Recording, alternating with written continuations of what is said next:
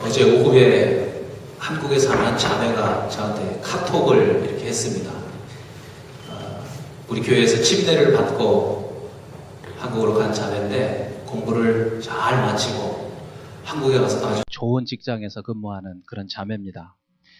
여러 가지 이렇게 얘기를 하는 중에 참 반가운 소식은 뭐였냐면, 여기서 시작한 이 생명의 삶, 큐티를 매일매일 하고 있다는 소식이었습니다. 매일매일. 그래서 하루의 낙이, 하루의 기쁨이 생명의 삶 책을 가지고 큐티하는 것. 큐티하면서 어떤 때는 울기도 하고 어떤 때는 너무 기뻐서 웃기도 하고 그런다는 얘기를 이렇게 하면서 뭐라고 얘기를 하냐면, 하나님밖에는 없는 것 같아요. 하나님밖에는 없는 것 같아요.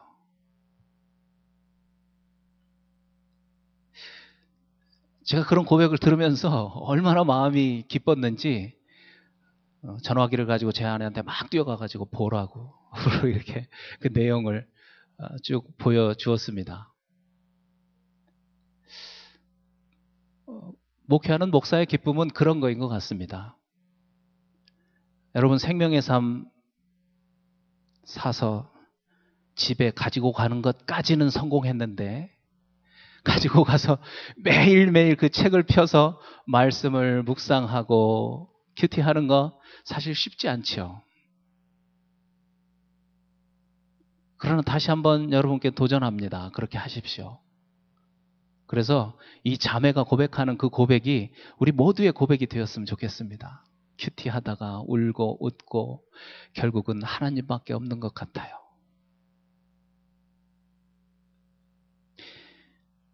(6월달) 되면서 우리 생명의 삶 큐티 본문이 지금 읽은 이 학개서로 바뀌었습니다. 학개서는 굉장히 짧습니다. 2장밖에 안 되죠. 그래서 내용도 아주 간단합니다. 학개서의 가장 중요한 주제는 뭐냐면 성전을 재건축하라는 겁니다. 성전을 재건축해라. 이게 학개서의 메시지입니다. 예수님 오시기 전 600년 전, 약 600년 전에 유다가 망하면서 유다 백성들이 포로로 바벨론에 끌려갔습니다. 그런데 고레스 왕이라고 하는 사람이 이 포로들을 다 해방을 시켜주었습니다. 그래서 그들로 하여금 다시 자기의 조국 예루살렘으로 돌아가도록, 그러면서 그들에게 명령하기를, 너희들이 망할 때 부서진 그 성전, 하나님의 성전, 그 성전을 재건해라, 다시 지어라 라고 하는 그런 명령을 줍니다. 그래서 총독으로 수룹바벨이라고 하는 사람, 대제사장 여호수아라고 하는 사람과 함께 무려 5만 명이라고 하는 이 유다 백성들이 다시 예루살렘으로 복귀를 하게 되는 겁니다. 그런데 여러분 생각해 보십시오. 정말 기쁜 마음으로 해방이 되어서 예루살렘으로 가봤더니 성은 다 부서졌고, 이미 성전도 다 박살이 나서 너무나도 참담한 그런 모습밖에 없었습니다. 그래서 이 유다 백성들이 그 부서진 성벽 주변으로 텐트를 치고 살기 시작했습니다. 생활이 어려웠겠죠. 그렇지만 자기들이 이곳으로 온 목적은 하나님의 성전을 다시 재건하는 것이라는 그 목적을 알았습니다. 그래서 그 성전을 재건하기 위해서 주춧돌을 놓기 시작했습니다. 그런데 문제가 생겼습니다. 주변에 있는 나라에서 그것을 방해하기 시작했습니다. 특별히 가장 가까운 나라 사마리아가 성전을 짓지 못하도록 방해를 합니다. 거기에다가 아까 말씀드린 것처럼 이 사람들의 생활이 너무나 궁핍했습니다. 그래서 일단은 자기의 생계를 꾸려가기 위해서 더 이상 성전 건축을 진행하지를 못합니다. 주춧돌만 놓고.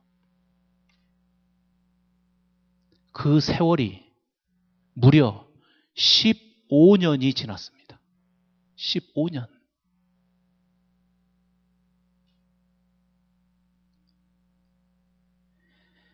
그래서 하나님께서 주전 520년에 하나님의 선지자인 학개의 입을 통해서 이 일에 대해서 하나님이 얼마나 섭섭하게 생각하고 있는가. 그 하나님의 마음을 지금 학개를 통해서 말씀하신 겁니다. 그것이 오늘 우리가 읽은 말씀입니다. 2절에서 4절까지의 내용을 간추려 보면 그렇습니다. 이 이스라엘 백성들이 자기들은 탄벽한 집, 이 말의 뜻은 뭐냐면 살기에 불편함이 없도록 제대로 갖추어진 집이라는 뜻입니다. 막 화려한 집은 아니지만 그래도 살기에 부족함이 없도록 온전히 갖추어진 집, 그 집을 말하는 겁니다. 너희들은 그 집에서 살면서 아직 하나님의 성전을 지을 때가 되지 않았다는 그런 핑계를 대면서 여전히 하나님의 성전은 황폐한 대로 두는 것, 그것이 내가 너무 섭섭하다. 하나님이 학개 선지자를 통해서 지금 그 말씀을 하고 계시는 겁니다. 그 섭섭한 하나님의 마음을 말씀하신 겁니다. 그러면서 5절에서 중요한 말씀을 하시죠. 그러므로 이제 만군의 여호와가 이같이 말하노니 너희는 너희의 행위를 살필지라. Consider your ways. 그런 태도, 그런 방법으로 살고 있는 것이 옳은 일인지 한번 너희 자신들을 살펴보라고 만군의 여호와의 이름으로 학개 선지자를 통해서 말씀하고 있는 겁니다. 여러분, 성전의 의미가 뭡니까? 성전의 의미. 지금 성전을 지으라고 하는데 성전의 의미가 뭔가? 성전은 솔로몬이 건물로 짓기 전까지는 텐트였습니다. 그래서 우리가 그걸 성막이라고 그러죠. 이동식 텐트였습니다. 그런데 이 성막을 다른 말로 하면 회막이라고 합니다. 회막. The tent of meeting. 회막. 무슨 뜻이죠? 사람과 하나님이 만나는 장소라는 뜻입니다. 이 성막은 성소와 지성소로 나눠져 있었습니다. 지성소에는 법궤가 있고 그 지성소는 하나님이 임재하여 계시는 곳이다. 그랬습니다. 그래서 이 성막, 회막은 지성소에 임재하여 계신 그 하나님과 사람이 만나는 만남의 장소라는 뜻입니다. 만남의 장소입니다. 그러니까 바벨론 포로에서 해방이 되어서 돌아온 이스라엘 백성들이 성전을 재건축하는데 별로 관심이 없다는 말의 뜻은 뭐냐면 자기 자신들의 어려운 생활 문제를 해결하는 것에 집중하느라고 하나님을 믿는 일, 하나님을 만나는 일, 그 신앙생활에 소홀하게 되었다는 겁니다. 자기의 생활고를 해결하느라고 하나님에게는 별로 관심이 없고 진심으로 하나님을 예배드리는 그 일에는 별로 관심이 없고 하나님을 위해서 헌신하는 그 일에는 별로 관심이 없고 오로지 자기 살기에 바빠서 이런 신앙생활을 소홀하게 한 것입니다. 그런 생활이 옳은 것인지 너 자신을 한번 생각해 보라고 오늘 말씀하신 겁니다. 여러분, 이런 삶을 살게 되면 그 결과가 어떠한가? 6절에 말씀하시죠. 너희가 많이 뿌릴지라도 수확이 적으며 먹을지라도 배부르지 못하며 마실지라도 흡족하지 못하며 입어도 따뜻하지 못하며 일꾼이 삭셀 받아도 그 돈이 어디로 가는지 그것을 구멍 뚫린 전대에 넣음이 되리라. 열심히 살기 위해서 노력하면서 살지만 그 결과는 별로 좋지 않다는 겁니다. 겉보기에는 좀 더 화려해질지 모르겠습니다. 더 많은 돈을 벌 수 있을지 모르겠습니다. 더 부요하여져서 육신적으로는 부족함이 없는 그런 삶을 살지 모르겠습니다. 그러나 그런 삶 속에는 진정한 기쁨이 없다는 겁니다. 그러한 삶 속에서는 진정한 행복도 없다는 겁니다. 그야말로 실속이 없는 겉만 화려한 그러한 삶이 되고 만다고 말씀하시는 겁니다. 요한계시록 3장 17절에 보면 주님께서 라오디게아 교회에게 하셨던 말씀이 있습니다. 어떻게 말씀하시냐면 네가 말하기를 나는 부자라. 부요하여 부족한 것이 없다 하나 네 곤고한 것과 가련한 것과 가난한 것과 눈먼 것과 벌거벗은 것을 알지 못하도다. 이 라오디게아 교회 사람들은 자기 스스로는 부자라고 생각했습니다. 그러면서 나는 부족한 게 없어. 그리고 큰 소리 치면서 살던 사람들이었습니다. 그런데 예수님께서는 그들에게 말씀하시기를 너희야말로 가련한 자들이다. 너희야말로 가난한 자들이다. 너희야말로 벌거벗은 것처럼 수치스러운 그런 모습으로 사는 사람들이다. 그렇게 말씀하시면서 이어지는 18절에 보면 안약을 써서 네 눈에다 좀 넣어봐. 그리고 제대로 네 자신을 보아라. 제대로 네 자신을 보아라. 예수님이 그렇게 말씀하셨습니다. 오늘 말씀도 같은 말씀이죠. 오늘 말씀도. 오늘 말씀은 특별히 만군의 여호와가 이같이 말하느니라. 이 하나님의 엄청난 권위를 가지고 말씀하시는 겁니다. 뭐라고요? 너희는 너희 자신들의 행위를 살펴보아라. 너희 자신들의 행위를 살필지니라. 너희 자신들의.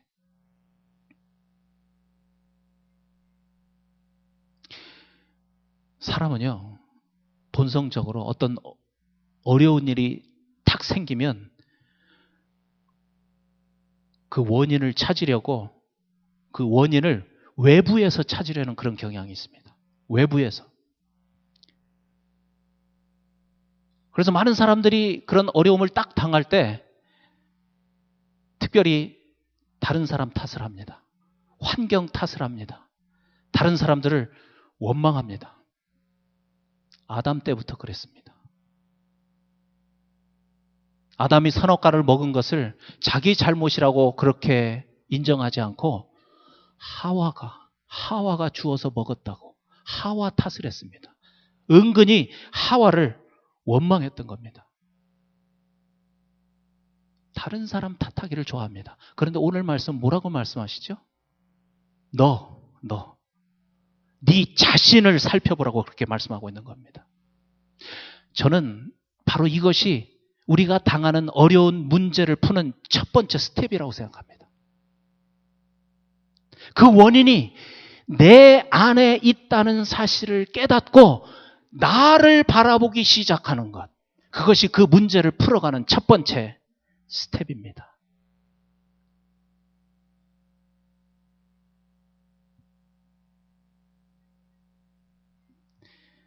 그것을 인정하게 되면 진지하게 자기 자신을 살펴보기 시작하겠죠. 그런데 더 중요한 건 뭐냐면 내 자신을 살펴보면서 그 원인을 파고 또 파고 그 줄기를 잡고 계속 들어가 보면 한 가지 원인이 밝혀지는데 그 원인이 무엇인가? 공통적인 원인이 있습니다. 그 원인은 다른 것이 아니라 오늘 말씀처럼 성전을 짓지 않았다는 겁니다. 성전 짓는 일을 소홀하게 생각했다는 것입니다. 하나님과의 관계를 소홀하게 생각했다는 것입니다. 그러다가 보니까 하나님과의 관계가 멀어지거나 아니면 하나님과의 관계가 깨져 버렸다는 것입니다. 그 원인이 발견되는 겁니다. 바쁘다는 핑계로, 먹고 살아야 된다는 그런 핑계로, 아들 교육시켜야 된다는 그런 핑계로 온갖 핑계를 대면서 차일피일 미루다가 이스라엘 백성들이 15년을 미룬 것처럼 그러는 동안 우리의 영혼은 계속 힘을 잃어가는 거죠. 계속 멀어지는 거죠. 계속 하나님과의 관계는 희미해지고 마는 것입니다. 그것이 원인이라고 오늘 말씀을 통해서 하나님이 우리에게 말씀하시는 것입니다. 저는 언젠가 이 요한 3서 1장 2절에 있는 요한 사도의 말씀이 가슴 깊이 박힌 적이 있습니다. 뭐라고 말씀하시냐면 사랑하는 자들아 내 영혼이 잘됨 같이 범사가 잘되고 강건하기를 내가 간구하노라. 사도 요한이 자기의 그 사랑하는 성도들을 품고 간구하면서 그의 첫 번째 간구는 뭐냐면 내 영혼이 잘됨 같이.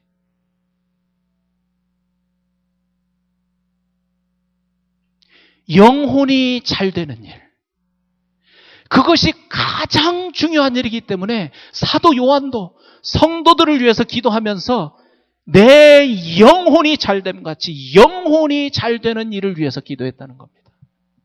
여러분, 내 영혼이 잘 되어서 하나님과의 관계가 회복되면, 그래서 하나님이 내 삶을 관여하기 시작하시면 내가 가지고 있는 이 모든 문제는 문제가 되지 않는 것입니다. 저도 그런 경험을 했지만 그렇게 머리 싸매고 잠을 못 자면서 고민했던 것을 왜 내가 그걸 가지고 잠을 못 잤지? 내가 왜 이것 때문에 이렇게 허송세월을 했지? 그것을 깨닫게 되는 겁니다. 내 영혼이 회복될 때 하나님의 성전을 지어서 그곳에서 하나님과 만나고 그 관계가 사랑의 긴밀한 관계로 회복될 때 모든 문제는 눈처럼 봄 햇빛에 눈이 녹듯이 녹아버리는 것입니다. 아직 전혀 문제는 해결되지 않았어도 이미 나와 함께 하시는 하나님으로 인해서 내 마음속에 기쁨과 평강이 충만하게 되는 것입니다. 여러분, 제일 중요한 것은 내 영혼이 잘 되는 것입니다. 그래서 하나님의 관심도 내 영혼이 잘 되는 것입니다. 하나님이 다른 데 관심이 있는 게 아니고 어떻게 하면 너희들의 영혼이 잘 될 수 있니? 그것이 하나님의 최고의 관심입니다. 왜냐하면 그것이 가장 중요한 문제이기 때문에.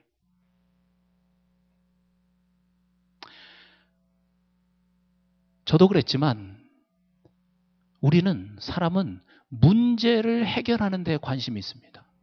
이 문제를 어떻게 해결하지? 그런데 하나님은 아니라니까요. 하나님은 문제를 해결하는 데 관심이 있는 게 아니고 영혼이 잘 되는 일, 다시 말하면 하나님과의 관계가 회복되는 일에 관심이 있다니까요.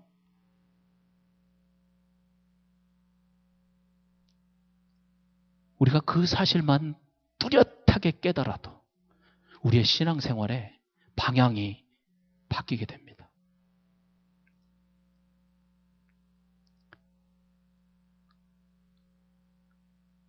여러분, 아무리 범사가 잘 되고 모든 어려운 일들이 다 해결돼도 반대로 하나님과의 관계가 깨져버리면 그건 아무 의미가 없습니다. 아무 의미가 없습니다. 오히려 하나님과의 관계는 좋지 않은데 어떤 일인가가 잘 되어갈 때 그것은 그 사람에게 오히려 영적으로는 저주가 되는 일입니다. 왜냐하면 하나님 찾지 않으니까. 그래서 하나님께서 사랑하는 자들에게 때로는 문제를 던져 주시기도 하는 겁니다. 왜냐하면 그의 영혼을 살리는 것이 더 중요하니까.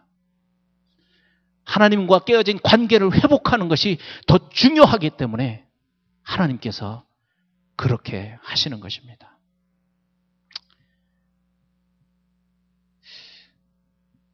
여러분 한번 우리 각자의 마음을 이 시간 살펴보시기를 바랍니다. 주님이 말씀하신 것처럼, 오늘 말씀이 말씀하신 것처럼 특별히 어려운 일을 당할 때 내가 어떤 방법으로 기도를 하고 있는지 살펴보면 내 위치가 어디 있는가를 발견할 수 있습니다. 하나님, 이번 일만 잘 되게 해주십시오. 제가 보기엔 너무 불가능한 일인데 하나님께서 기적을 베풀어 주셔서 이 일만 잘 되게 해주십시오. 이 일만 풀리게 해주십시오.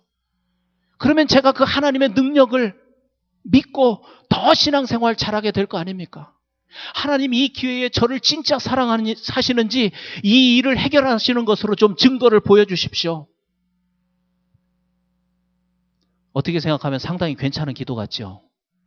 그런데 여러분, 이 기도가 잘못된 기도라는 겁니다.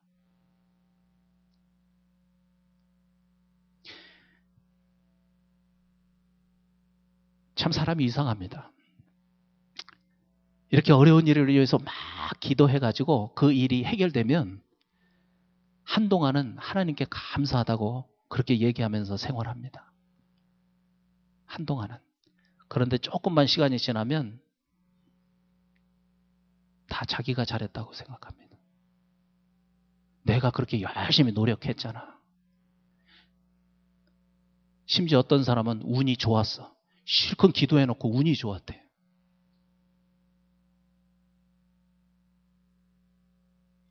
어떤 사람은 내가 열심히 기도했기 때문에 그렇게 된 거잖아. 자기 열심히 기도한 것만 생각해. 하나님이 이루어주신 건 생각 안 하고. 모든 공로가 자기 자신에게 돌아갑니다. 그래서 오죽했으면 그런 말이 생겼겠습니까? 잘 되면 내 탓, 잘못되면 조상 탓. 이게 악하고 교만한 우리 인간의 마음을 대변하는 그런 말입니다. 여러분, 문제는 해결되었는데 우리의 영혼이 잘 되는 일에 전혀 도움이 되지 않는다면 그 일이 해결됨으로 인해서 오히려 교만한 사람이 되고 맙니다. 그런 사람을 참 많이 봤습니다.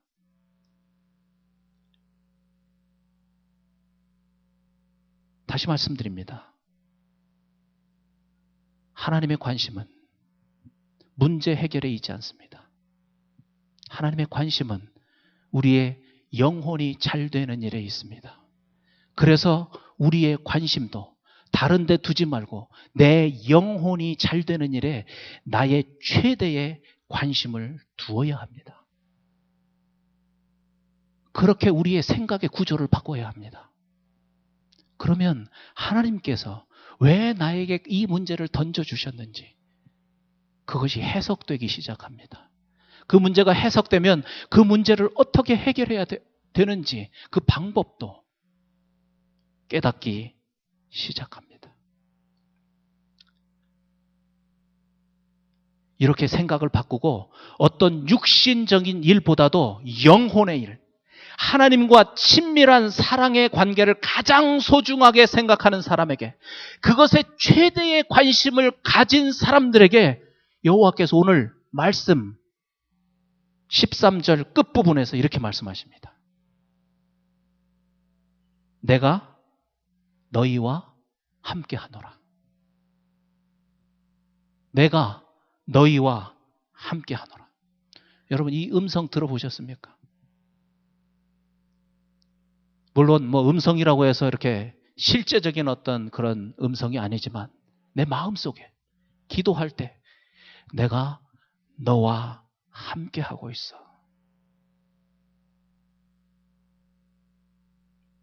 여러분, 성경에서 최고의 축복의 말은 바로 이 말입니다. 내가 너와 함께하고 있어. 하나님께서는 이 말씀 우리에게 해주시려고 지금까지 수없는 세월을 견뎌오셨습니다. 기다리셨습니다. 내가 너와 함께하고 있어. 성경은 하나님이 우리와 함께하는 삶, 그 삶을 천국의 삶이라고 그렇게 말씀하십니다. 다른 게 아니고 하나님께서 나와 함께 하시는 그 삶, 그것이 천국의 삶입니다.